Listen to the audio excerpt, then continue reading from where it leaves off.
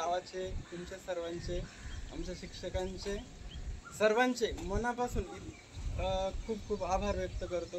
बाकी विद्यार्थ्यांना मार्गदर्शनासाठी मी विशेष त्यांच्यासाठी येईल आणि इथून पुढे म्हणजे शाळेवर म्हणा किंवा गावावर म्हणे असं अजिबात दुर्लक्ष होणार नाही.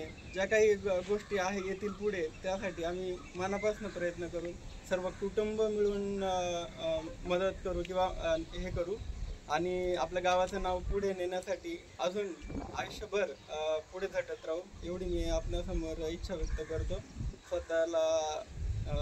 स्वतः इच्छा व्यक्त करतो आणि आपल्या सर्वांचे विशेष आभार मानतो.